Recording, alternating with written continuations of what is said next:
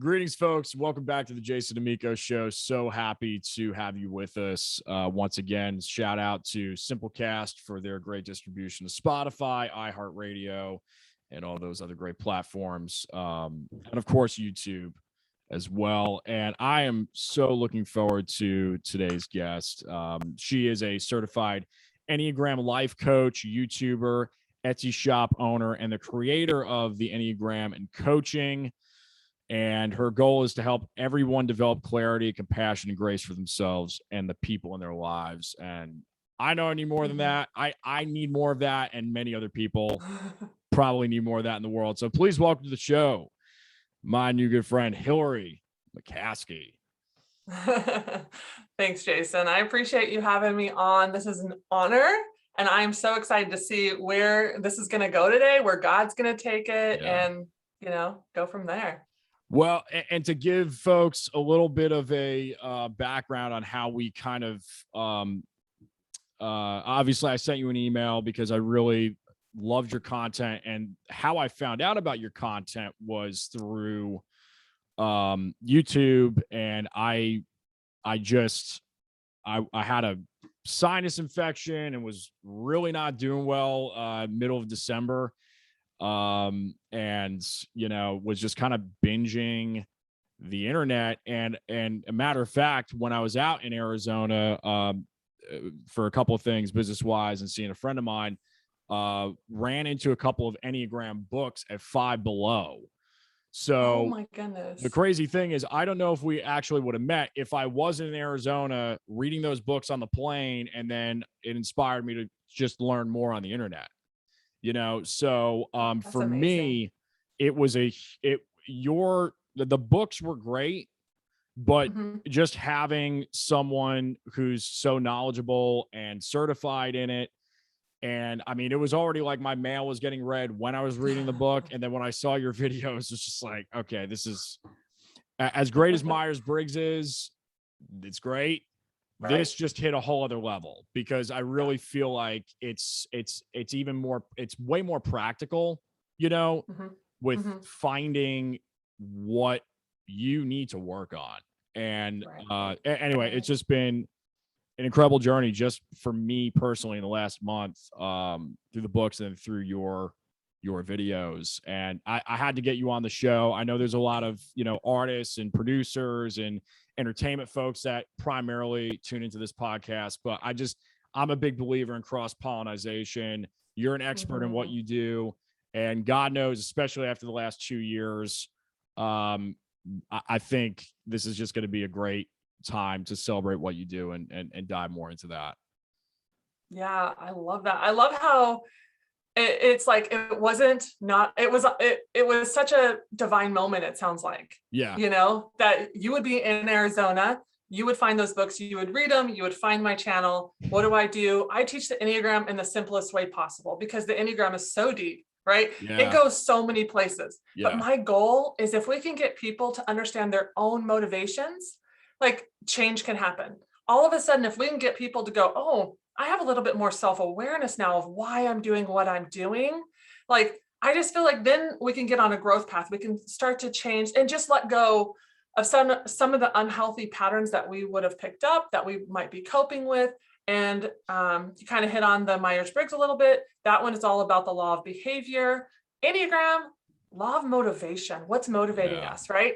And the reason why I really feel like the Lord brought the Enneagram into my life is because the Enneagram deals with sin, and it deals with like some of the shadow side of things. And it's like, oh, this one makes me uncomfortable. Everything else, it's like you get in this box, and you start to learn about yourself, and you're like, oh, I love that about myself, or whatever. But the Enneagram can be a little more uncomfortable and like, it's great. There's great parts to it, but there's also parts that I just feel like the Lord allows us to use it as a tool for growth, because it shows us some of the stuff that we're unaware of.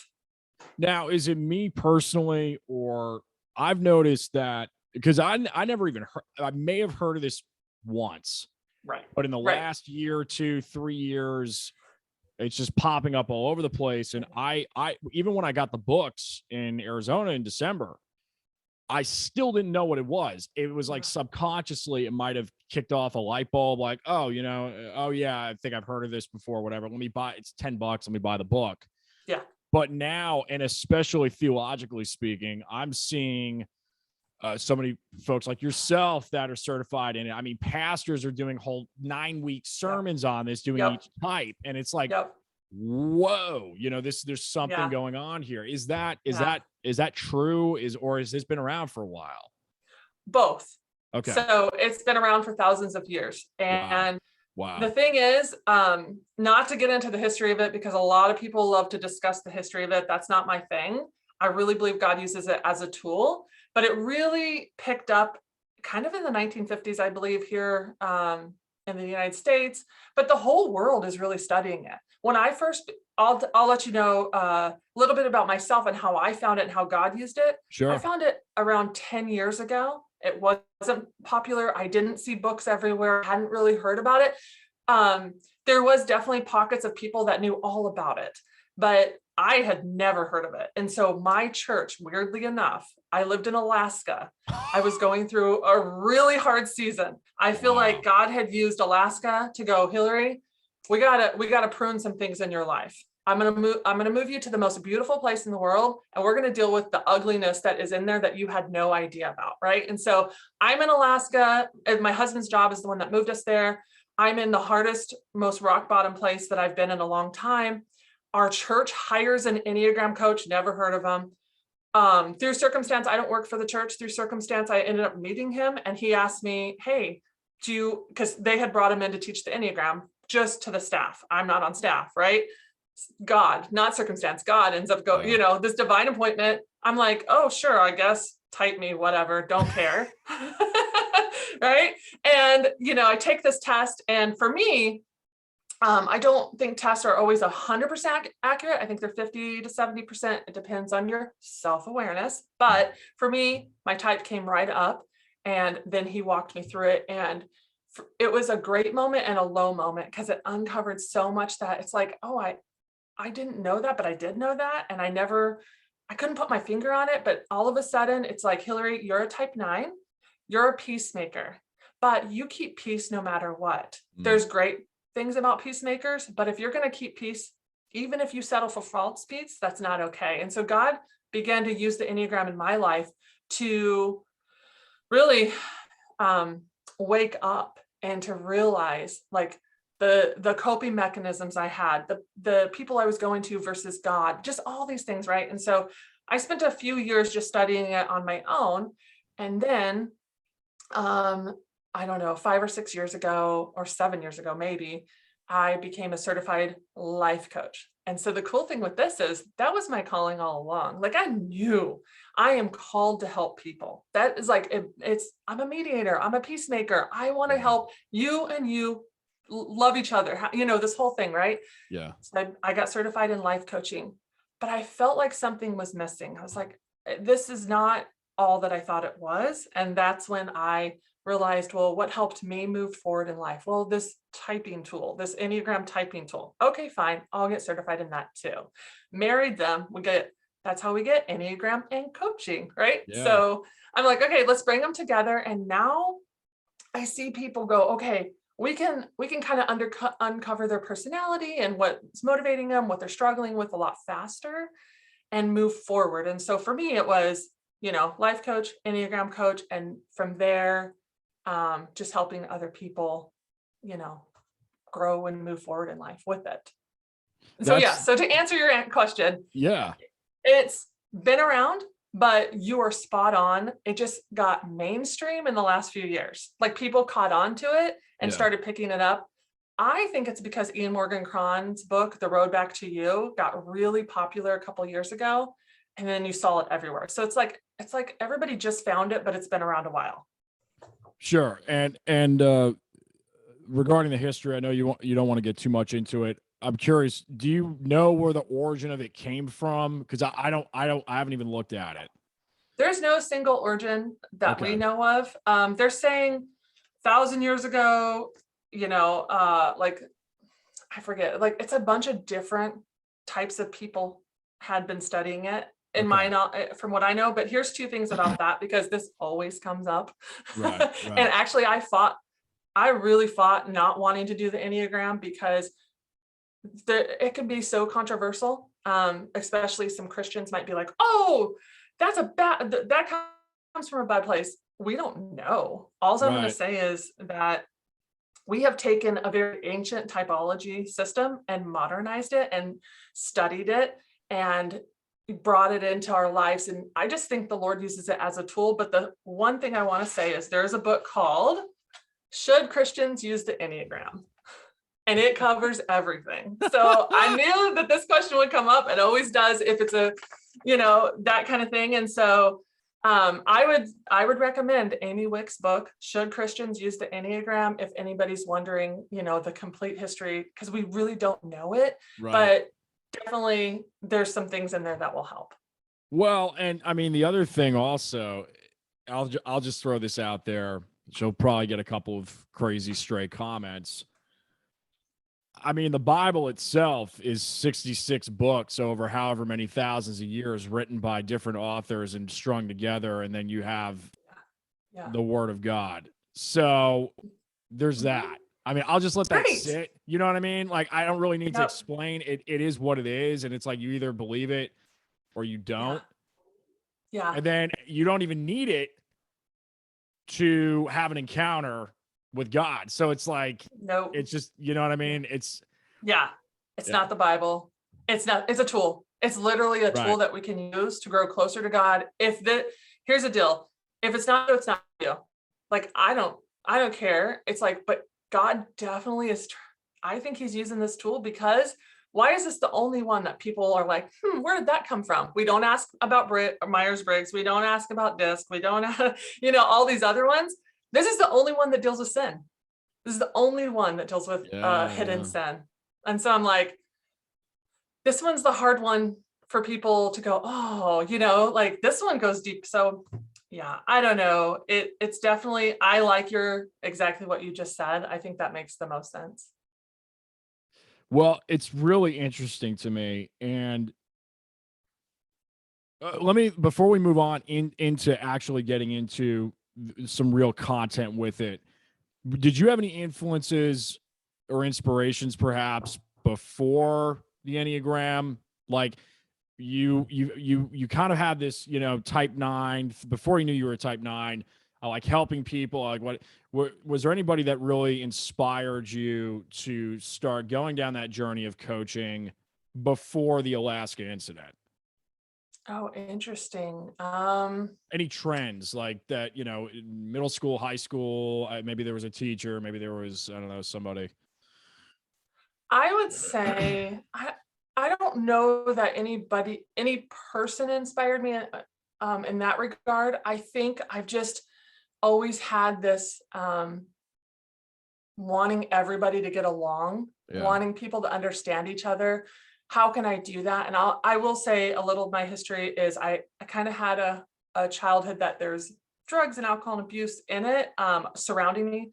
And so I've always felt like I just want to help people. I just want people to understand each other. And one of the reasons why I went this way was I'm just a believer of moving forward. I'm just a believer of going, okay, coaching. Okay, where are we going? What could we be doing? How can we, it's probably because I go towards a 3 in health, right? And so I'm like, okay, guys, we got to move forward here. We can deal with the past. I recommend people go to therapy before me if you need it, because I am going to move you forward. So I guess to answer your question, I can't think of any person other than really the Holy Spirit just leading me and going, this is what you're meant to do. And me always knowing it, but not really having the courage to step into it until, truthfully, my mom died.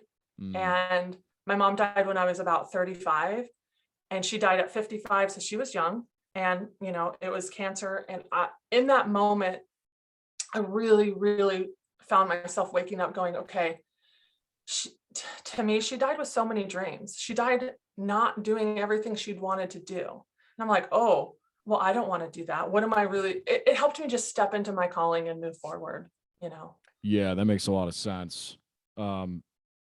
I like asking people that question because you never know where, if there was one, there seems to be one or a couple of incidences or just experiences that happen that kind of, percolate something.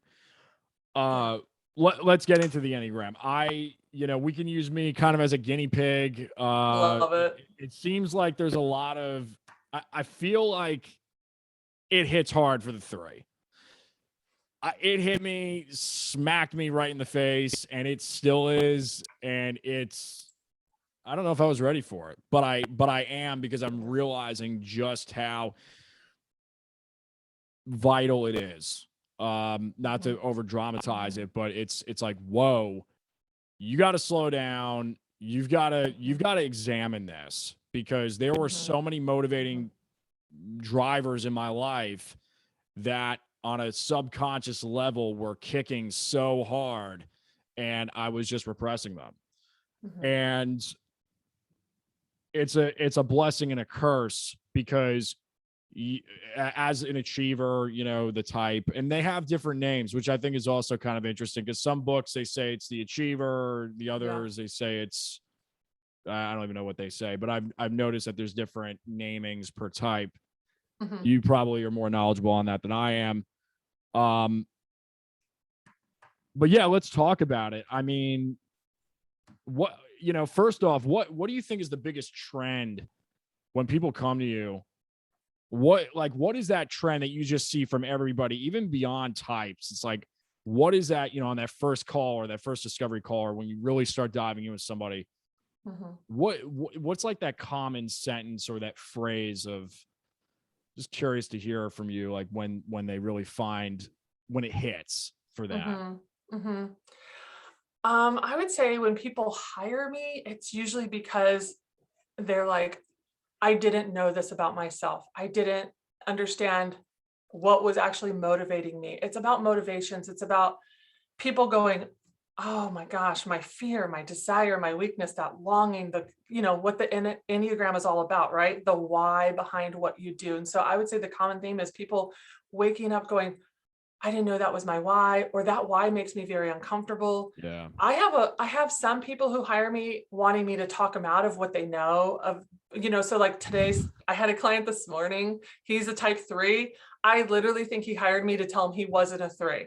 I think he just needed me to, but he was, and there was nothing I could do, other than take him through the process and get him to see like, hey, being a 3, you're called to be that type, right? And it's like, we only say 3, we only say achiever just so everyone knows what we're talking about. They don't mean anything, and I would say, so the common theme is sometimes for people to say, this is what I think I am, but tell me I'm not. And I'm like, oh, I'm sorry. I'm a peacemaker, but I absolutely want you to know the truth too. So we'll work through it. Or people are like, just wanting to walk through and be heard. I actually think the number one thing is people just want to be heard and listened to, and they need somebody to hold space for them so they can process this, and somebody that's like, okay, I don't even have to unpack who I am. I'm a 3. Okay, that's enough. Now I could just, kind of dive into all this stuff. And I already know some backstory because I understand what's the core fear of the 3: failure. Yeah. Failing to be successful, being exposed, being inefficient, like these fears of the 3 right away. I can understand probably things you've went through in your life just because of this tool. Absolutely. How much do you think this plays into, like, when we talk about subconscious, and there's been the unconscious, the subconscious, the conscious, we've who's that psychologist, I can't remember his name, just totally flew out of my mind. I'll have to Google it. But he really starts with an F. Freud. Oh, yeah. Right. Yeah. So we didn't really see much of this until he kind of came into the forefront. And I've talked with a lot of psychologists about it. They're either in the Freud camp or they're not in the Freud camp. undeniably though, I will say there are so many times in my life where now I've realized that I actually knew why I was doing something, but I chose to ignore it. That, in my opinion, that's kind of like the meat and potatoes of what the subconscious is. Would you agree with that? 100%. Yep. Okay. So you're aware, yet you're not stopping to think about what you're doing. Especially a 3. Right. You're so busy, right? You're keeping yourself so busy that you don't have to deal with how you're feeling. That's not something a 3 wants to think about. They want to think about, well, what am I doing? Where am I going? How am I doing it? And the feeling part, it's like, but I love that how you just put it of like, I knew I was doing it, but I didn't want to even think about it. I love that. Right. That's growth to me. That's self-awareness to me. That you can even admit that is extremely healthy, in my opinion. Well, thanks. I got a long way to go with it, and I feel like this is helping somewhat. I'm kind of putting myself in a vulnerable guinea pig spot here, and I'm okay with it because I really believe in this thing to a certain degree. There's a lot to unpack. Let's talk about the wings real quick. It can get a little complicated, right? Because if there's 9 regular categories, there's, I guess, would that be 18 different combos because of the wings. Okay. I guess for me, for example, from looking at the books, looking at some of your videos, I identify more with the 4, the W wing, or 3 wing 4. Yep. So I guess that's the artist. That would be the artist. I identify also known as the professional. Okay, yeah. I identify with the 2, but not quite as much. I can definitely, like, I've had moments where it's like, oh yeah, like that makes sense. I think socially speaking, like, sure. Yeah. But at the end of the day, I think I would sway more towards the 4.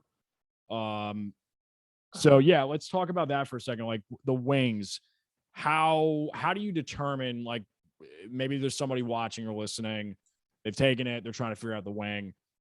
Yeah. What are just like a couple of like key things in your opinion on how to do that?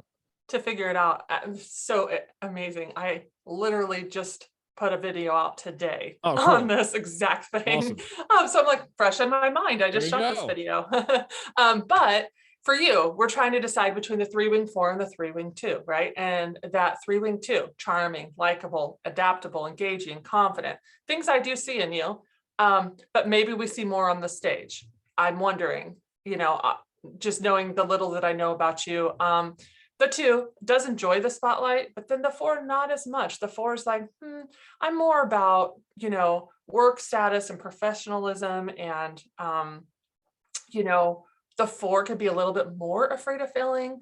And so the 3 wing 2, you're going to kind of feel them when they walk in a room. They're called the star. They're, they thrive in the spotlight, but the 4 is a little bit more quiet and private. And they're like, I want to achieve my recognition through my work, maybe not my, persona, but through my work and through what I'm doing and through my craft and through my art and different things like that. And so I would say my best advice is to look at both wings, and you get to decide. There are tests out there that will tell you. They're not always that accurate though. For me, I'm like, as I'm saying those key words, which one are you seeing more in your life? And you can see both. I have seen both. You're right. And so I think a lot of times, yeah. And I'm thinking like, because even when you sent me that video, like that was very charming. That was very likable. That was very 3 wing 2, right? But I bet you when you're in your office on your own, I bet you're more of a 3 wing 4. You're probably a little bit more like in the zone, professional, getting things done. So I can see both in you, but what we're trying to figure out is like, which one do you mostly lean on? And then which one do you use just every once in a while? And that's going to really determine what your main wing is. Well, it's funny that you say that, because I think to a certain degree, this I feel like this is actually deeper than what I feel like I'm like about to have a breakthrough or something here that I'm going to be thinking about for weeks. But in a way, you know, I grew up on stage and in theater and, you know, television, film.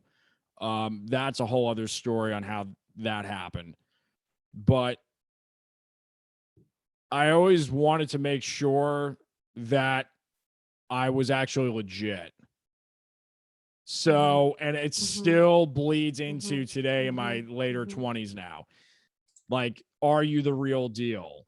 You know, can you deliver? Even if you're still trying to figure out who you are through the process, like, is it still good? But the problem is that, especially from, again, an authenticity standpoint, it can kind of now what I'm seeing is it can kind of self-sabotage because you're so focused on the legitimacy of what you're doing, and you're doing all these different things where you can kind of like, you lose yourself. It's like, well, what are you? Are you an artist? Are you an actor? Are you a producer? Well, okay, well, you're a lot of these things. Are you, you know, what are you and what do you do best?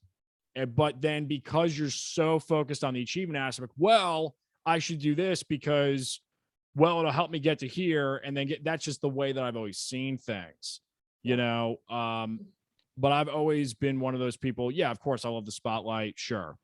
I mean, who wouldn't be in the entertainment industry, right? At the same time, though, it's like, okay, well, am I worthy to be here? Am I deserving to be here? And if I'm going to be here, I'm gonna be it, you know. And the definition of it could be whatever it is.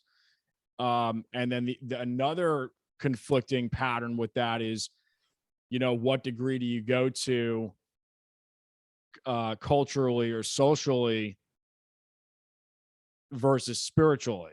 And that's always been a huge conflict for me, because it's like, okay, well, so and so is doing this and they're able to do that.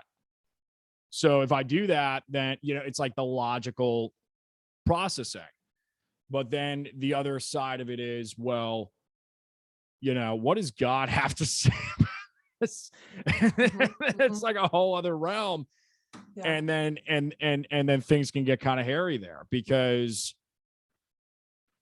he just doesn't, I mean, he cares about the achievement, but at the same time, it's more about the relationship, or it's all about the relationship with him. So that's been a thing. And now at least I'm aware of it, at least more so now than I was. And I look back on my life and I think about all the things that I tried to do. I mean, I'd try to talk with different accents. I try to whatever it would take. You know, you see somebody who's just got this thing about him, charisma, whatever, and, well, they like him. Let me adapt some of those personalities. And I always regarded myself as somewhat of a chameleon in a way. It can be a strength as an actor for sure. But the question is, well, who are you? Like, who are you? You know, so yeah, you hit on the core weakness of the three, which is deceit. And it doesn't mean threes are liars. What it means is threes can deceive themselves into believing they're only the image they present. And so, sadly, I think the three can't just trust that they are enough, that they're loved and valued just simply for being them. Yeah, that's the core still longing. Hearing it, it's like, it just feels foreign. And I've got to interject for a second, and I'll keep this brief, because I have so much respect for this person. I was dating a wonderful girl for about a year and a half, and God, she just kept showing up like that. I mean, just the most beautiful things, you know. I mean, this is your story. You're worthy. Like, all these things she was pouring into my life, and it was like, whoa, you know, it was just, it just didn't compute. And it's something where, you know, we were just in different places in life, and I had to part ways at that point. but it really has stuck with me because it's like, man, it was just, it just really, it really hit me in a way where it's like, man, I got to do some work. I got to do some work with this because that's real. Like that's real. And it kind of freaked me out because it's like, well, oh, I'm not ready for that. No, I'm not ready for that. No, I have things I need to do, and nobody can just love me that deeply you know what I mean? So it's deep. Yeah. It's just, it's very deep, but you know why? It was hard for you more than likely because you don't feel that way about yourself. And so a lot of times the 3 is extremely negative and harsh on themselves. And so to actually believe what somebody's telling you can be hard because if you don't believe it yourself, and then you can run from that. And it sounds like maybe it was like, oh, that's too much feeling, that's too much, whatever. Or sometimes the 3 can go, oh, all of this is going to get in the way of where I'm trying to go in life. And so I've got to get there first, and then we can do that. I just got sniped, ladies and gentlemen. You saw it right here. You probably didn't see the reaction because the way Zoom edits, because it won't show my facial reaction until I start talking. But I just got sniped. Wow. Yeah. I get it. Yeah. And going back to what you said, you've been on this path, and sometimes you're like, okay, but what's God's path versus my path, and where's he at versus what I want, and going back and forth. I wonder if some doors have closed in your life because God's like, actually, it's about your why, it's about your motivation, it's about your heart, and it's like the 3 sometimes could be like, well, I don't understand. This is the best path forward. And God's going, actually, it's not, And so it feels like unfair because of all the hard work that's been done. But truthfully, sometimes the 3 is saved from themselves. And so like a lot of those things are probably playing out. Yeah. Well, yes, I feel like I'm just on the surface, like it's getting scratched, that surface. And I that totally resonates. I feel like it needs to resonate more because that's another thing is like, it takes time, which, I want it done. Efficient. Like, let's get it done.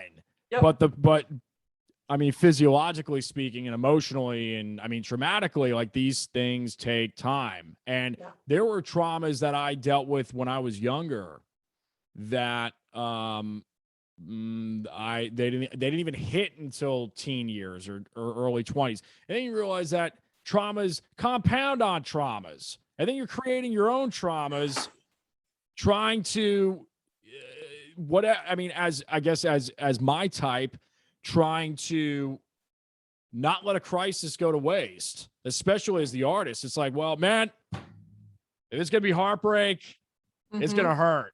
And I'm going to get a song out of it. Right. And it's like, it's going to be worth it. It better. I don't care what it is. If I have to go to the ends of the earth, it better be worth it. And I'm going to, as long as people know, as long as you know that I was there and I got through it, then that's it's worth more than gold.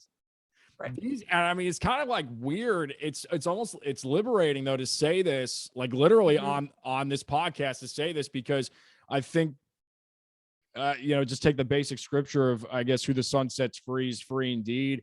That can mean a universe of things for anybody.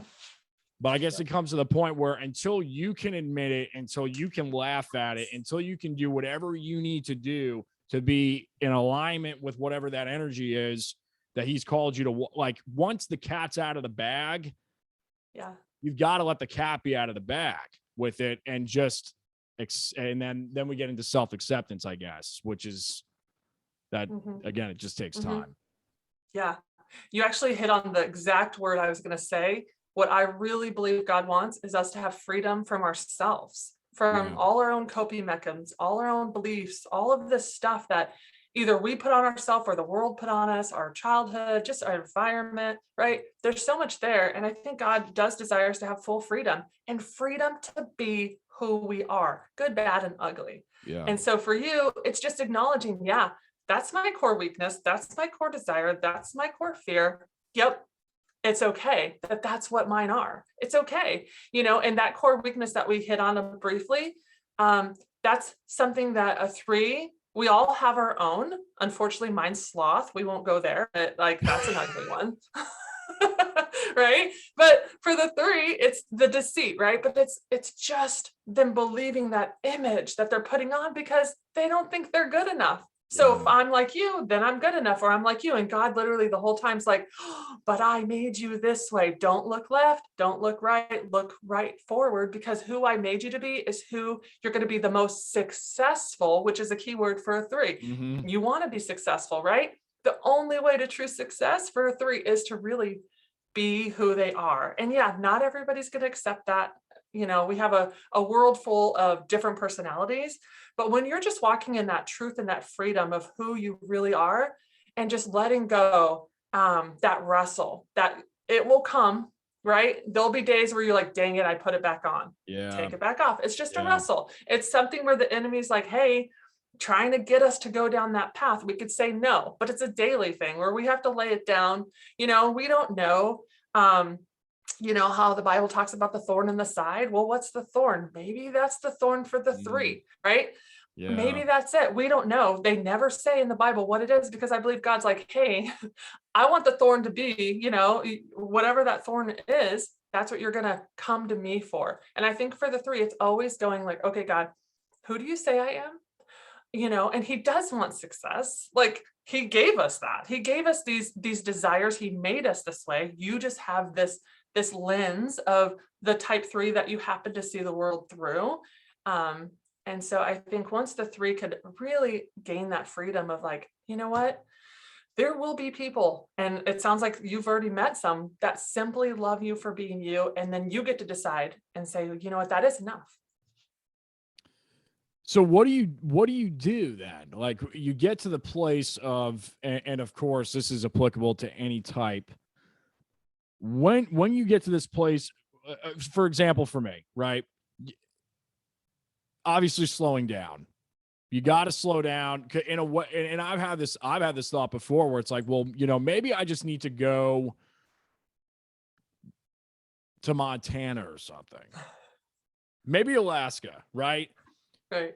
No guitars, no technology, no anything, and just walk around for 3 weeks, 4 weeks, because, well, you take everything out of it and you take yourself out of your complete environments. And I say environments because just going to another state where people, I don't know if that's helpful. It's like, and what do you call it? A reset or something? I'm not saying that's a solution, but maybe as the type 3, it's like, okay, well, then I just need to disregard everything because it's process of elimination. Well, if I need to really get back to the core of what it is, almost you have to take it all away for a season or something like that. I don't know if it needs to be that drastic, but is there merit there? What are your thoughts on how do you move forward once you have all this information? I have a question. Sure. Obviously, we've just met. I was able to research a little bit, and actually you seem very familiar to me. But has God taken away before? Oh, yeah. So you've already done this. Yes. Right? So those are exactly what you're just saying. You're like, do I need to do it? Wow. I bet you God's already done it before. And I bet you grew from that. Oh, I mean, what a question, because wow. Because when he took it away, I feel like I lost a lot of time. So now it leaves all this room to go, okay, well, it was great that you took this away because it really brought me close to you in ways that are phenomenal, like supernatural, manifestations, healings, all these things. I love But my agenda kind of got knocked back, and now I got to work on, I mean, we lost some time here. Right. So, yeah. You're like, but what's really cool is the fact that you're asking me, well, do I need to let it all go? Right. That's growth, that you're even in your own mind going, I would let it all go. That's huge. It's scary. You're like, it's scary. But I bet you before all that, whatever you've walked through, you would have not even thought to do that. That the fact that you're like, do I need to go to Alaska and just find some time with God? That's amazing to me that you're like, okay, that would not be efficient. That would actually waste a lot of time, but it wouldn't, because what you're searching for now is true, authentic relationship with Christ, with yourself, with whatever you're doing in your life. Maybe it's, as an artist and a creator and the podcast, everything that you have going on. To me, it sounds like you're willing to lay things down in order to grow, in order to be authentically who God has made you to be. So you might not have to give it all up, because you're willing to give it all up. So there's a difference there. So when we walk in our life willing to go, okay, God, I would give it up. I would give this up for you. It's just a difference than God going, oh man, yeah, I do know that time in life where he took it all away, because you weren't in that part of your life where you even knew it needed to be let go in order to grow. So I don't know. Does that kind of answer your question on growing? It does. Yeah, it does. And and like I said, I mean, I feel like this is going to spiral out to weeks and weeks of really good, rudimentary type of marination, just like chewing on this thing. And then, I mean, the other way I could look at it is, again, for me personally, well, so that all happened. And even then, I can see back over the last 10, 12 years of there were times I was really physically ill, crazy. And it was like, all right, well, as long as there's a story, I'm good. As long as like this thing, as long as there's meaning to this, all right, cool. Like, I mean, whatever, but then if the story doesn't hit, or you don't have the limelight of what happened, but see, that's the whole weakness. That's the thing. Right. That is the thing. And it's just really jarring. It's crazy. But look at you admitting it. That's when we start to walk in freedom. When we can admit it, that, guess what? We're a sinner. We are. And we are. And it's okay. And the thing is like today's my birthday. I'm turning 28. That's right. I had it in my notes. Happy birthday. I knew it. No, I knew it. It's all good. It's all good. Happy birthday. Thank you. It's crazy because it's like, okay, well, yeah, I'm 28, and there's one way of like, wow, I'm 2 years from 30. And then the other way is, oh, well, it's really just the beginning, because it's all part of the process, and we don't know how long we're here anyway. But as that 3 type, it's like, okay, well, I wanted this by the time I was this age, and I wanted that, and then so-and-so's doing this. And I mean, I'll tell you, like, comparison is the thief of joy for the achiever, man. That is just, that is the one. And look, whatever it takes, like turning social media off. This is one of the things I've been working on, is I really try to not look, if I'm going to post, I'm going to post. And they're sneaky, these apps, because they throw you right on your explore page, or your story, or whatever page, whatever it is, the highlight reel or whatever of other people. And it's just like, so that's a whole other discussion. But this has just been really, really great. Let's kind of throw it back. Yeah, please. I want to quickly hit on something that I actually wrote 2 sentences down. One, you said I turned 28, and it was twofold. I wrote 2 sentences down really quickly because I was like, this is probably what he was struggling with. What have I done? I've been here 28 years. What do I have to show for it? And then also, where am I going? How much can I do? There's so much to do, right? And so I could see that struggle. And so I think for their 3, today's your birthday. I think you need to stop and celebrate all your wins. 3s don't do that very well. No. Because they don't see their own wins. They don't think there's a win, but they keep it going and going and going. And they never stop and go, you know what?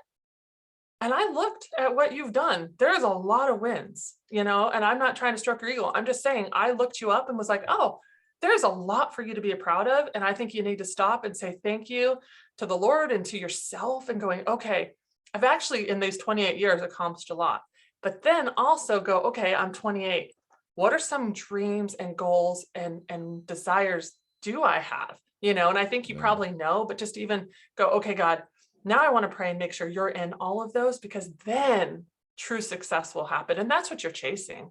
And that's why some things have probably not felt as successful at times, where true success, true you. And I will say, and as a 9 that goes towards a 3 and sometimes deals with comparison, I have found that all my growth, if you look at numbers and stuff, has happened when I said, I just don't care what everybody else is doing.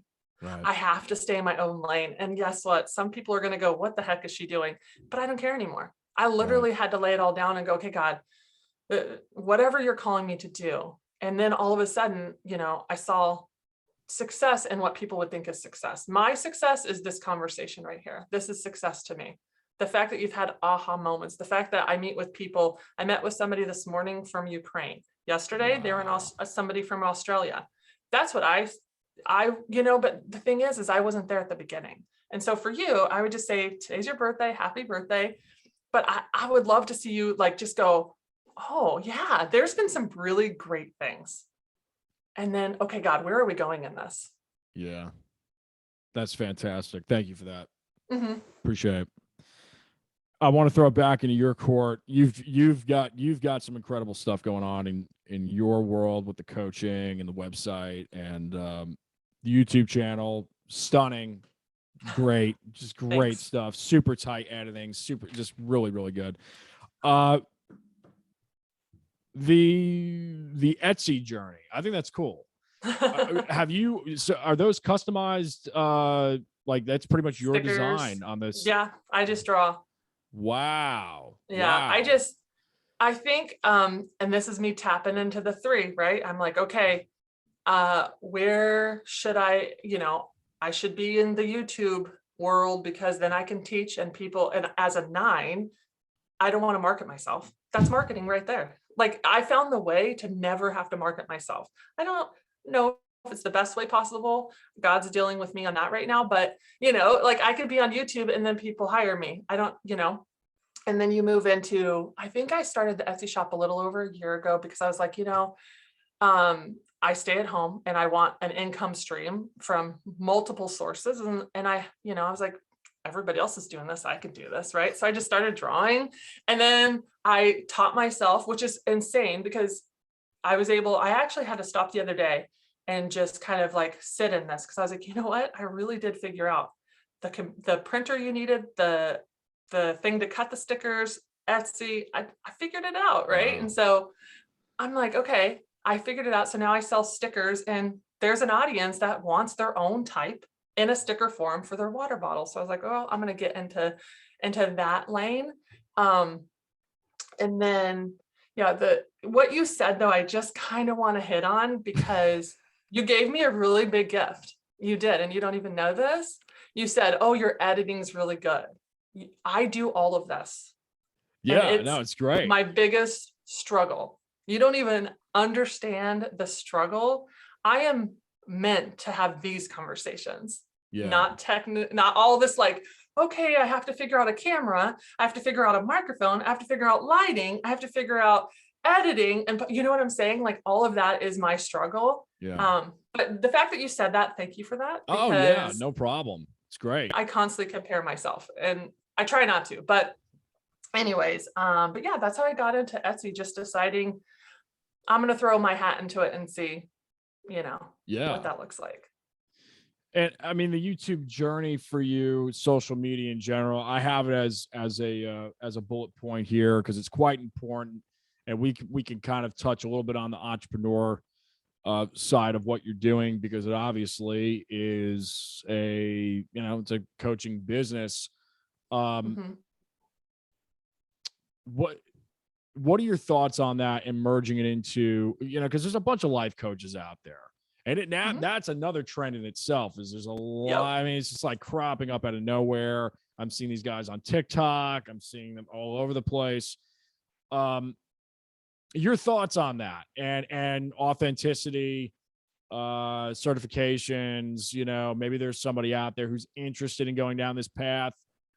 I'm throwing a lot of questions at you at once, but just giving you the space to kind of talk about it, give us your thoughts and your journey with it. Yeah, I would say there's a lot of life coaches out there. There's a lot of Enneagram coaches out there. When you're looking to hire one, I would say definitely, I would love for them to be certified. And I just think that there's you kind of need something. You kind of can't. I think there is a trend right now where you just can read a book and think that you're certified. And that's definitely happening, whatever. But if you want to be certified, there's a lot of great certifications out there now. When I got certified, I just wanted an online fast certification. I was like, okay, I know about the Enneagram. I've been studying it for a really long time. I need somebody to give me a piece of paper. And so lucky for me, I was able to reach out, and this is back before she was like really, really big. It's Beth McCord. She runs Your Enneagram Coach. She's huge now. But when I reached out to her, she was not as well known, at least. And I said, hey, I don't want to wait for your class. Can I take this without having to it be like this long drawn out thing. Right. And she said, I think I had to tell her what I knew about the Enneagram, kind of prove myself. And then she went ahead and let me buy the whole entire program and then just take it, because it's an online program. And I just did her entire program.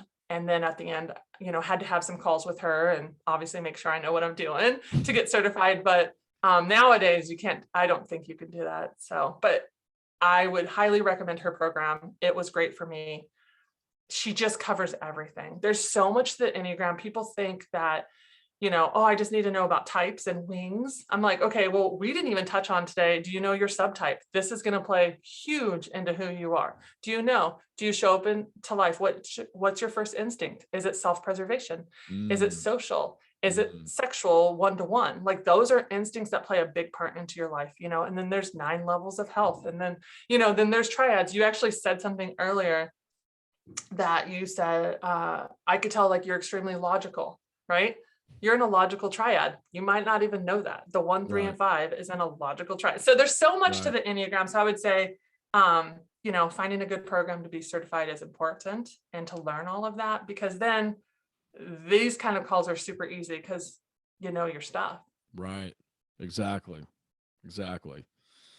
I also have parenting on here. You are a parent, I am a parent. Yep. And I'm curious to see when you started using the Enneagram in just parenting and how that helped. I'm not a parent. I'm single. So this really isn't applicable to me now, but I will say at some point if I have kids, definitely going to get this going early. Your thoughts on it and just kind of your journey with that. Honestly, I love this question because I have a 21-year-old son who's the type 3 wing 4. Yeah. And I have a 18-year-old son that is a type 5. We think he wings 4, but he's 18. We're still figuring this out. It takes time. And I'm, obviously I study this every single day, but I want him to be on his own journey. I want him to tell me. And that's the thing here, right? Even coaching, I never ever tell people this is what you are, because I'm only you study yourself. You really only know yourself. I just have good questions and I know enough to unearth who you are. But yes, so I have a type 5 and type 3 son. I started using the Enneagram in their lives probably beginning in high school, because I didn't want to put them in a box, right? I didn't want to be well, this is what I see, right? And so what I did is I had them both take a test, and then they both, within their test, it had the top 3. I kind of had already known, but I wanted them to be in this process and let me know. And my type 5, his actually top one was a type 8, his second was a 1, and his third was a 5. And Mm, so, right. And that just shows you how much do we really know about ourselves at that age? yeah. Not a ton, right? And so Yeah. he was just kind of answering questions. And then we talked it through and he decided, oh yeah, I'm 100% a 5. And so I would say bringing it in to understand your children is extremely important. You can do it way earlier without typing them. You can go watch for those motivations, watch for their and then have grace and understanding for them. And one thing I love to teach parents is that we need to stop, or how do I say this gracefully? Like, let's not project who we are on our children. Yeah. Right. Yeah. I don't have any 9s. Neither of my children are 9s, right? I Right. cannot project that they need to show up to life as a peacemaker. They don't. Believe me, they don't care about peace at all. Right. Yeah. And so so it's like helping us to just not project this, even in our life with your friends and with relationships and stuff. Like, let's not project who we are and our expectations that other people would show up like a 3, right? And so for marriage, like eventually, relationships in your life, you'll get to understand people better. And I would say it's so cool when we go, oh, that's your motive. That's your why in life. Okay. That's neat. Like, I'm married to a type 8, completely opposite of me. He's a challenger. He's like, he, everything is a nail and he's a hammer. He's this like, oh, I challenge that. I challenge that. And I'm over here like taking the nails out. I'm like, no. We're not hitting anything. We're peacemakers here. Is that Right? is that kind of like opposites attract then to a certain degree? For sure. What And love it. I'm curious, what what would it be for the 3? I was thinking it might be the 2 when I As was an reading, opposite. because they're what are they, the helper or Mm-hmm. Mm-hmm. okay. Well, okay, I'm gonna say all types, right? Like Oh help yeah, and all I types, had I whatever. had that written down for you to kind of like do a little boom boom boom of all 9, but whatever that means for you, we don't need to be there all day, talking about, yeah, it's impossible. Right. But I would say for the 3, like, are you asking like, okay, what's a good combo or what's because like all types would be a good combo for you. I would say though, the helper would be a great one, for a 3. I see a lot of 9s and 3s. I see 7s and 3s. So it's just going to depend on like uh really the level of health. And then also here's a big one for relationships. And this, like, I know you said you're single. So the next relationship you get into, definitely look at this. First off, find your own instinct. Find out why you show up to your life. Do you show up in a room? Are you like, is your first instinct like your own self-preservation? Is it, what's going on here? Where's the food? It's just all self-preservation, money, all of that. Or is it social? Is it like, oh, what's everybody else doing? I can kind of read the room, different things like that. Or is it the sexual instinct, which is, I have this connection with one person. I'm drawn to this one person. I want or this one thing or whatever. So we're looking for that first instinct, right? And so Are for there your 3? How many categories is there 3, 3? Okay. 3 for Okay. each type, and all of them are self-preservation, social, sexual, also known as one-to-one. Some Christians don't like it to be called sexual. So whatever you want to call it, because it doesn't mean what it says, it's just all about that it's just a thing. one-on-one relationship. And so find out what that person's first instinct is, because now you'll understand why they don't show up the way you do. Like, I'm a social instinct. My husband and I go to a party. My first instinct is everybody in the room. How's everybody doing? I want him to do that, but he can't, because he's not his first instinct. His first instinct is more of a self-preservation. He's more of like, oh, there's the food. Okay, I'm gonna go over there, and I think I'm a self-preservation. Right. Right. And so yeah. it's knowing that and then understanding that, oh, that's another reason why we're different. I think I think it's more for me of like, and it could have been passed down from one of my parents. I'm not going to say who, but my parents and I are very close. So it's, it's a really tight unit. But just being raised with that mentality of, all right, what's going on here? Who knows who, just all that business stuff, and I guess in a way it is self-preservation in a way, because it's, creating a win-win dynamic, right? Yep. Okay, Yep. what's going to gel here? Where's their synergy? Let's see who we click with. Are there any threats? No, that's very true. That's very true. Like whatever, and it's funny because, all right, so I'll just say it. My mom was military raised. Like my grandfather was in the Air Force, and then she was in the Army for a long time, and then was a nurse. So, has just really brilliant in that way.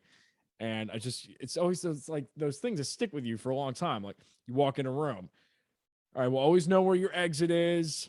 Always know, always be aware of what's going on in the crowd. And I mean, when you're raised with that, like it is what it is. Like that's in every fiber of your being. And I gotta say, I mean, it is good advice. Like it is, it's like, know where people are. And having parents from New York, like my dad's from New York City. So all that stuff, street smarts and, people, vibes, whatever. So anyway, that's pretty well, funny. that makes sense because those instincts are from your childhood. Those instincts develop because of your environment. So therefore, for you to it sounds like maybe your mom was like, hey, self-pres here. We got to, make sure we're self-presing. And that ended up being your first developed instinct. You can have all three. Well, we want you to have all three. But and it clashes because now I think this is pretty interesting from a business standpoint, entrepreneurial standpoint, and pandemic also throws something in there because you're not in as many environments where socially you're in the same room, right? Right. But from the place of, well, okay, don't talk to strangers. Okay, but then at a certain age now, that's all about building a business or building a brand. Is like pitching, reaching out, like go, go, go, go. So then the three mind is like, okay, well, I've been doing this for subconsciously. I've been programmed to be afraid of strangers, but now I have to go talk to a bunch of. So it's just like, oh, great. Now I just lost, how many years because of, I've been, and it's the same thing with whatever dating or it is a numbers game to a certain degree. You got to put yourself out there. So it's funny. Those little things that are meant to keep you safe end up really not keeping you safe later on because you're not, it's just a thing. It's a different time. How are you? I mean, this might be personal. I'm interested in this, especially because I have a type 3 son. Vulnerability in dating. Like, are you able to just like put yourself out there? I used to until I either got burned or burned myself because of inadequacy and not knowing what I was doing. Yep. So I've been working on that because then it gets to a point where it's like, oh, okay, that's not going to happen again because that's way too painful and I don't need to go there again. Yep. So now it's, and So then, and then you go through the whole thing of, well, I'm going to get really good at this because it's not going to happen to me again. And it's good because you build skill sets. It's good. You learn about life. You learn about women, whatever. But then again, it gets to a point where it's achieving and it's filling a void and whatever. So no, it's a great question. Thank you. I mean, I was very interested. My son, I mean, like I said, he's 21, right? He had one relationship and it went bad. And so it was a great relationship, but then it just wasn't. And he's 21. He will not get back out into the dating scene. He says they will have to come to me. I'm like, Bradley, that's not how it works. And he's like, nope, I'm not doing that again. I will never do that again. And I'm like, oh, geez. So what does he do? So works full time, goes to school full time, and he has a piano in his room. He plays his piano. He literally fills his void. But that, no, thank you. Yeah. Yeah. And I mean, because it's like, failure. Who wants to deal with that? Yes. Who wants to feel that? And I'm like, I'm just now getting to this place where I can actually admit it. And it's kind of like, then there's a part of me is like, well, why couldn't you admit it earlier? It's. Yep. You're like, dang it. I got this hamster but then with a again, jersey on. Yep. You just have to go, Wild. okay, well, you're on this journey, right? You're just on this journey. And the coolest thing is the 3, when you're on this journey and you're going towards the healthy side of the 6, because that's really where we want you going. You really start to take off the achieving masks. You reveal who you really are. You become extremely loyal, more focused. The coolest thing with the 3, I see this in a lot of healthy 3s, all of a sudden they're team players. They're not worried about their own success. I should say they'll always be about their own success, but now they want to bring people with them versus them just make it. And that is a really healthy 3, where it's like less competitive, more cooperative, more like, okay. And then also knowing like, okay, my accomplishments are Christ's accomplishments. It's, it's like just understanding all of that. That's the growth path that the 3 goes towards.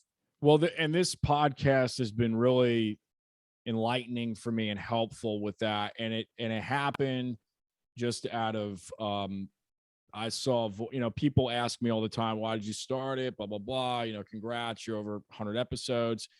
And it started in 2019. And it was really just from a place of, the real root of it was I saw a void. Well, actually, so the real root was I wanted to give people a space that I wanted as an artist, to talk about it's like I would have loved to have, 30 minutes or an hour to talk about what I do. And then there were interviews where it was like, all right, well, it's 7 minutes or 10 minutes. I couldn't really touch much on what I wanted to talk about. And then watching famous folks like Joe Rogan do it, Howard Stern. And it's like, okay, well, that's cool. Like, let me give that a shot. Let me try it. It's not like there's really no ego in it. It was just like, all right, let me get the right equipment. Let me do what I need to do here. And let's just see what happens. And then really fell in love with it. And it's something that I look forward to genuinely. And then I didn't realize, then I started realizing, okay, well, wow, this is actually a networking tool. Now I don't want to use that for just a networking tool. I'm glad that I realized that, oh, this is a networking tool. This is phenomenal at building collaborations or whatever, because then you can swing to the other side of the pendulum and you're just doing it for that reason. So the initial instinct was really, okay, I just want to do this because it's like the golden rule aspect of it. And here it is 3 years later, and it's taking up a significant portion of my time. I believe in it. I mean, this is a success to me, is to be able to sit here and we didn't know each other from Adam. I just sent my little pitch, email, video thing, and here we are. And I mean, you've really enriched my life from afar just by putting your content out there, and then us having this exchange physically now. That's amazing. And then if it impacts somebody else, then that's also, fantastic. So that's great. I want to say you're great at it. I watched some of your podcasts and I was like, oh, he's really good at this. And it takes a special person to do that. A lot of people say that, and I never really did anything. It's like I spent my 10,000 hours behind the drum kit. I spent my 10,000 hours, being on stage and doing whatever and performing in front of countless venues, in front of whatever. The recording process, whatever it is. And this was just like, oh, I'm just going to start it. And, oh, wow, you're really great at doing this. It's just weird because I was so used to practicing and performing and all these aspects. So I feel like from the healthy, going towards a healthy 6 in my life right now, currently, this is kind of a sanctuary for me with that. At least it's something where I know that it's creating that space for that to happen. And then maybe I can take some of those feelings and emotions and put them towards the more aggressive aspects of my life and dial it back. Okay, how do I make it more collaborative? I mean, there were points in my career where I realized that I was doing things a certain way of doing them just to say that I did them, and I had my name on the credit of like all these things. And it's like, okay, well, that's great, but so what? Because are you making this to impact people, or are you making it to just make a statement about what you can do. Mm-hmm. So that's been a big Mm-hmm. thing, big Mm-hmm. season for me. And this That's show in itself, without me realizing it, mm-hmm. has helped me to, just especially the last month of learning about this stuff. It's like, oh, okay, no wonder why it feels healthy, because Mm-hmm. it is. Mm-hmm. So yeah. And I love the Joe Rogan style. Like, that's really neat. I love it. I was like, oh, awesome. That's going to be a great podcast to be on. But not only are you super gifted at this, and like you said, using this space to help others, like you said, that is very healthy for a 3, that you've realized that in your 20s already, that you're like, I'm gonna, whatever it's doing for you, great. But the fact that you're bringing people along, oh, that's just the right place to be. And then also, I'm like sitting here thinking of timing. I'm like, okay, right before COVID, right? Like maybe a year before COVID, like perfect timing. To me, it sounds like obedience. I almost wonder, like, the Lord called you to this. You were obedient in the right timing. I had it's very profound. I just graduated college. I got my business degree. I graduated at 20, I guess I was 25 in 2019. I was performing, putting out music, auditioning. I took a gap year when I was 18 and 19 to play, like to just build credits. And then I got my whole degree online. So it took me about 5 or 6 years to do that.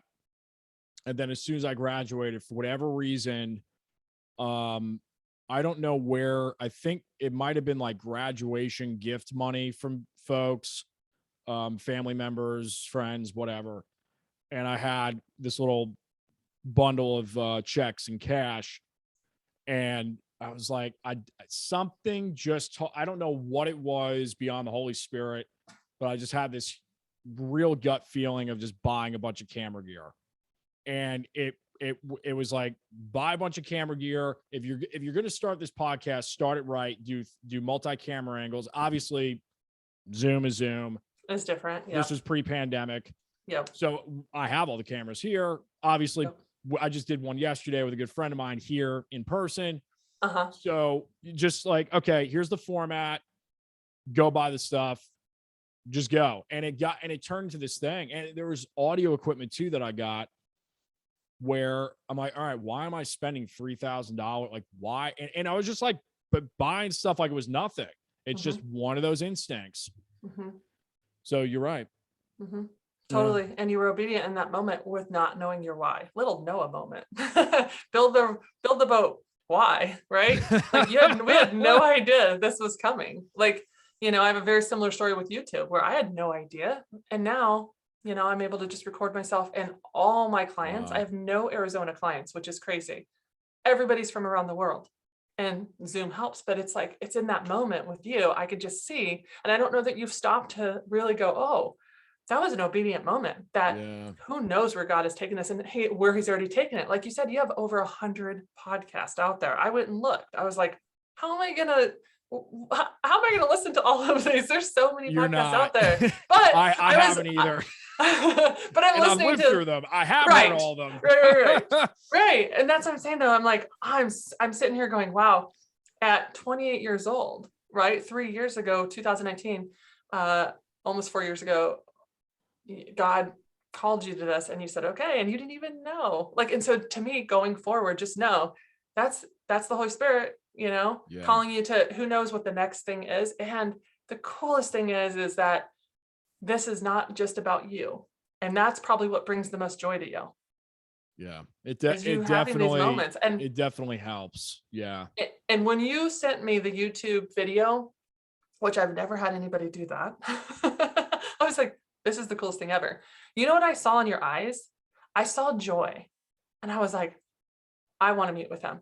Wow. I have no idea what we're going to talk about. I don't even care what he wants to talk about. Like, literally the joy and the life that came across through your eyes was enough for me. And so I am thinking, like, this is something huge for you and what you're doing that you probably don't even fully understand yet because of what you're bringing. And as a 3, you're bringing this to the world.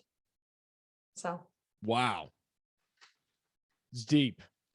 It's deep. It's true. It's because true. and the crazy thing is to hear now you're giving me a gift with that, because the word joy is a big trigger for me.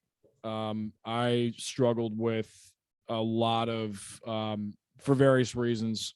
A lot of them were health prone, depression, you know, and it's getting to a point where I hid it for a long time. I didn't want a lot of people to know about it, or I would pick and choose who I'd tell it to in like smaller or circles or one-on-one dynamics.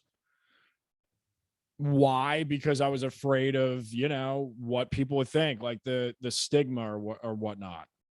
But it is one of those things where, yeah, like it's part of my story, and a lot of other people have dealt with it too, and anxiety and dealt with that.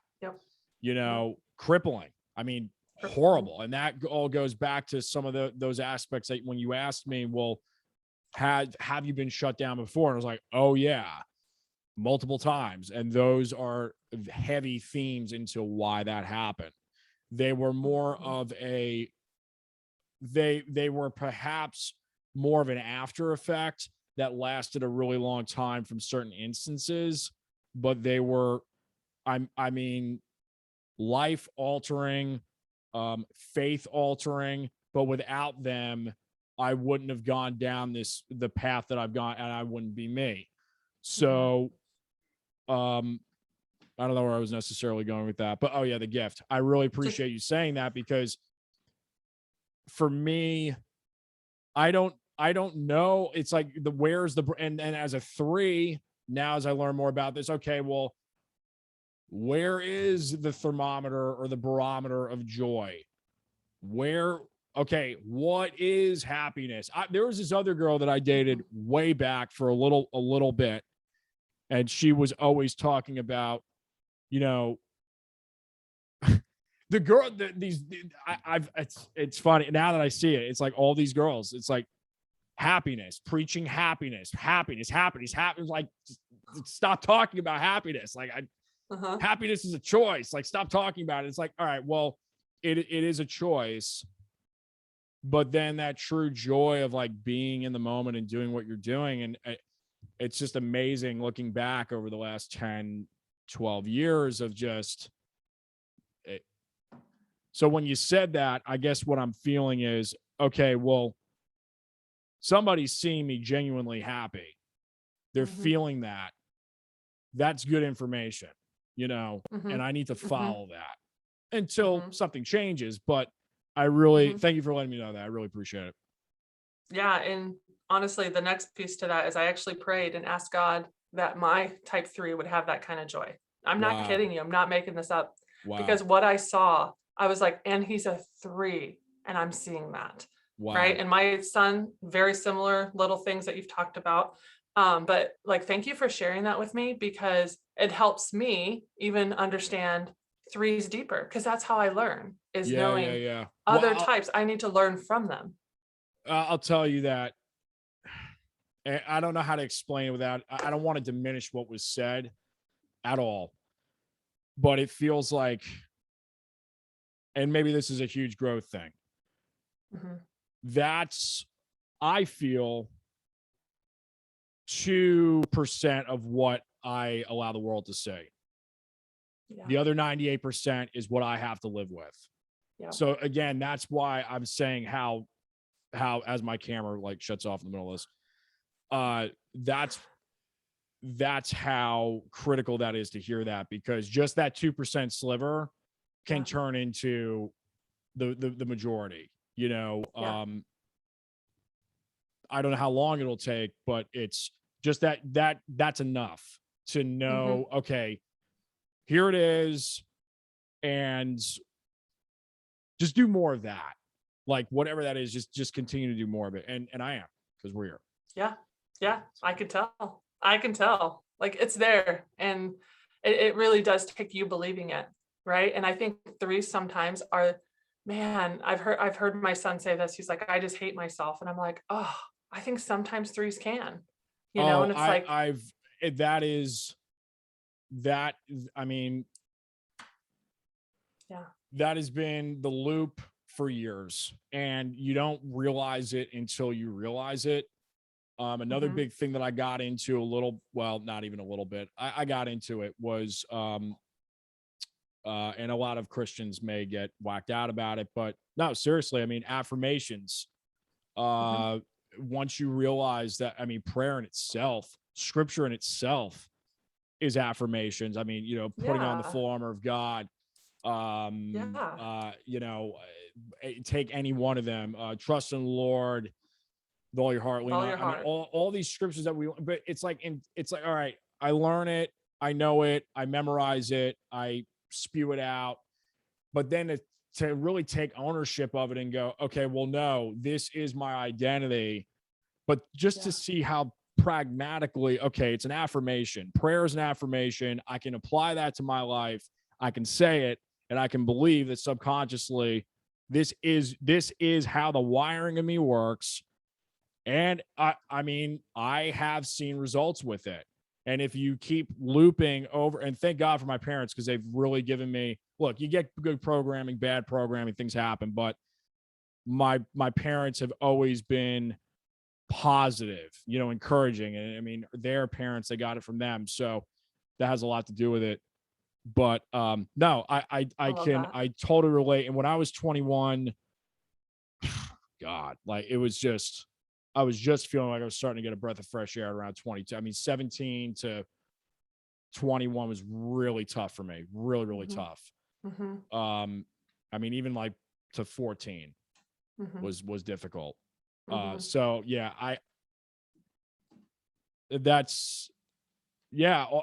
I'll pray for him too on my end. We'll talk about it later, but I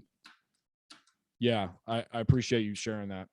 Yeah, I appreciate you being vulnerable and telling me about your own journey, because that definitely helps me understand him even better. And I learn the Enneagram every day, right? But to hear these real life things, it just helps me understand him even better and what his struggle really looks like, aside from what we say it is on paper. So I really appreciate you giving me some insight into that.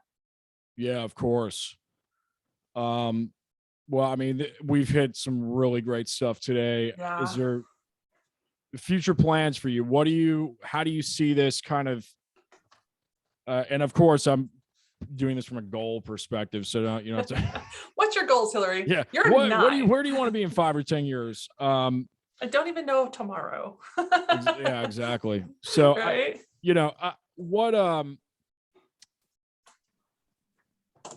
Future plans, like how do you feel about this, and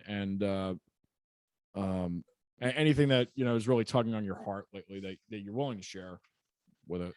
Yeah, interesting. Future plans with like Enneagram stuff, really just to continue doing what I'm doing. It's these conversations that keep me going, because as a 9, I want to stay asleep to my life. I'd much rather be watching TV all day. I'd much rather be reading a book. I'd much rather be escaping my own life. It's easier. There's no conflict there. But God does not allow that. I am fully awake. Therefore, showing up to my own life daily is a goal.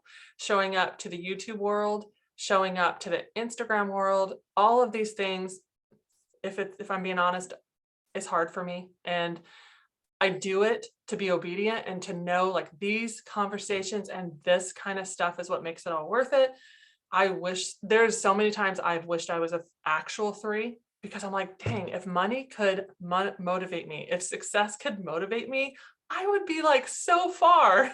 There's another Enneagram YouTuber out there that is a type 3. You've probably watched her videos, Enneagram with Abby. And I'm like, dang it, she is a 3. So I'll see her, and we're friends, and I'll see her late at night working. I'm like, I can't do that. I literally can't do that. And so anyways, as far as like future plans, I'm actually going to pivot here, because, I'm going to keep doing what I'm doing in this world and coaching. And I'm actually full right now for coaching clients. And so, that's been pretty good. God blesses that. That's fantastic. It's great. It's totally great.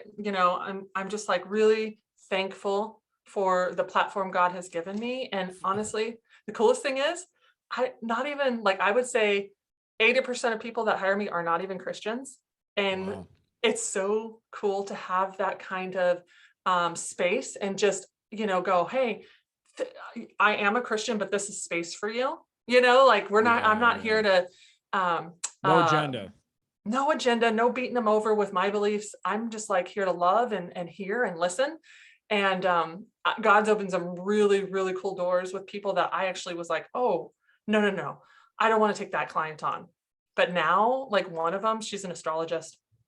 And God has just really given me such a love for her and for, this journey that she's on and everything. So that is good. Coaching, Etsy shop, all of that. I'm kind of like, just doing the same thing. But the pivot piece that nobody sees coming is my husband and I, okay, our kids are adults, right? We have adult kids now, which is crazy, but we do.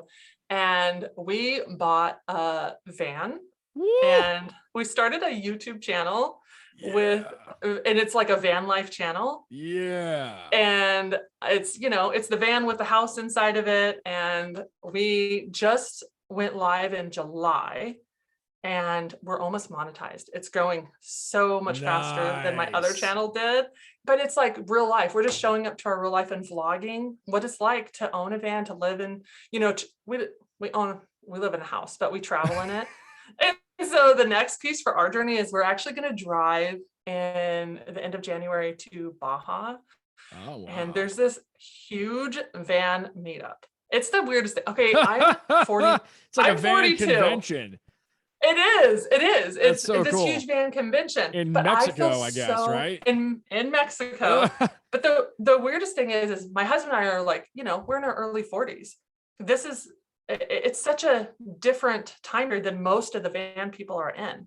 Right. But we feel called to this whole community. Like there's something in my heart that I'm like, I love that. And they're so different than us, but I love this community. We watch their YouTube channels. And so, yeah, that's what's on the horizon for us, is just kind of continuing that channel also alongside of my YouTube one or my Enneagram one and seeing what happens there. That's great. That's awesome. I have a soft spot for the vans and the RVs and the buses and whatever, because it's like touring and, playing different places, different states. It's a thing. Like it's a culture, whether you're doing it as a performer or you're just doing it to travel. I love traveling. Maybe it's the artist in me. That just, I love, well, actually it's probably the achiever too. Cause I'll take any type of stimulation and turn it into something, which is fine. But I really, there's nothing quite like going to a new spot, getting a feel for it, just having that experience. I think you said you're in Arizona. Yeah. Yeah. I feel so aligned for whatever reason out West. I don't know why, but I really like Arizona. I really like California, Southern Cal. I mean, it's just beautiful. There's something about the open space and the mountains and the heat's crazy, but at least it's dry heat. Over here in the Carolinas, it's very, very humid, so it's sticky, it's disgusting. The weather's up and down. It's really wild. Yeah. Yeah, I hear you. Yeah, we love Arizona. The heat is intense, but like we always tell everybody, if you move here, just get a pool. If you have a pool, you're fine. As long as you can swim during the summer, you're fine. And it's dry. That's the other thing. It's 110, 115, 120, but it's like 10, 15, 20% humidity. And I was there with a black shirt and jeans on. I was like, man, what's the temperature? It was 98 degrees. I'm going, it feels like it's 80. It doesn't, it's just different. It wasn't sweating. It is. And I could see you West Coast. I could see that. Definitely. I'm into it. One of my friends is really trying to get me to move out there towards, he's out in Avondale. So we'll see. I don't know. It's like, again, I can't even make life decisions without a pro and con list and like, all right, like financially, is this what I mean? So I don't know. One of these days I might just snap and go, you know what? I'm showing up with a duffel bag and let's just see what happens. That'd be cool. Yeah. That'd be cool. Yeah. I mean, Yeah, if you can lay down the whole like, okay, am I going to lose money by doing this? Yeah. I still, that's going to take some time. Yeah. This has been awesome. I Yeah, really, thank you. really have enjoyed this. One thing I like to do at the end is I call it the shootout section. I just say a word or phrase that's related to the guest, and you just fire it back, like one word that comes to mind. That's scary. So I guess every type 9 thinks this is scary for some reason. Yeah. So I'll have to go back and find out who said this is scary. And then they're all type 9s because I've seen this probably because it's like, what? I've seen this trend, like where, some people think it's really fun. Some people are indifferent. Some people will go, oh, that's scary. Like it's the same thing every time. Oh, that's scary. It's like, all right. So we've had at least like 10 or 15 type 9s on this show because yeah. Mm-hmm. All right. So let's try it though. Yeah. Arizona. Fun. Enneagram. Life-changing. Coaching. Forward moving. Oh, that's good. Social media. Exhausting. Yeah. I'll tell you, when it comes to social media, I definitely go more towards or whatever, the 9. Yes. For me. Yep. I can and I sometimes really can do that. YouTube. Goodness. Hard. Wow. Wouldn't even recognize that from looking at your channel. Video.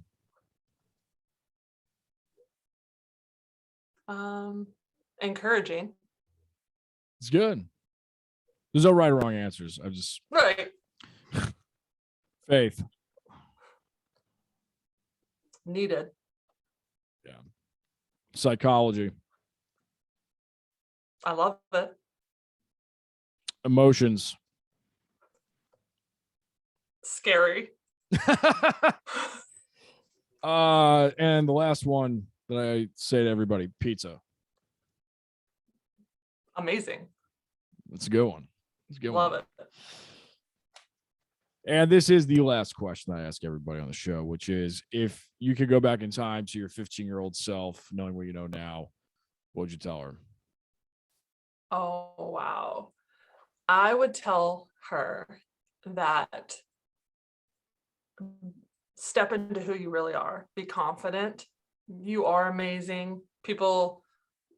You are needed in people's lives, and to show up and be who you were meant to be, and stop being the wallflower, and stop being the person that lets everyone walk all over you, and just step into that confidence of who you are. Because for me to be here today, and people are so shocked I'm a 9 with what I do in life, it's taken a lot of faith, a lot of confidence, and a lot of belief in myself, and quieting the noise of others, or what I perceive from others, and just saying, no, I am only going to walk forward in what God's calling me to do, even if it's scary. And that's why I said YouTube's scary, and all of these things are, for a 9, it's really hard because everything I do can cause conflict. And that is something that's extremely hard for me and for a 9. Yeah. Yeah. Well, I got to say, I think I said it earlier, your YouTube and online presence is just like, you sure you're a 9? Like, that's what I was like. And again, I'm not as well versed in this as you are, but that is a real testament to growth, as you said. Like that is a culmination of hard work and pressing in, and then God. Like that's just what I see. It's amazing. Yeah. And you know how I know I'm a 9? Because I didn't shoot my shot until almost 40. I would have done it in my early, if I was a 3, I would have been like 18 years old. Well, I'm going to try this. Right. I didn't know failure was an option. And so waiting till really my mid-30s. So I know, like, I had to fight all those demons and all of that doubt to pick it up and to move forward. But once I did, I saw, the why God was calling me to this. But yeah. So thank you. I take all your words, and I really receive them. they're extremely important to me, and I really receive them because, it is why I do what I do, but I don't always, I can forget my why sometimes. So thank you. Yeah, you're welcome. Thank you too. Enneagramandcoaching.com. This has been with Hillary McCaskey, and really, this has been awesome.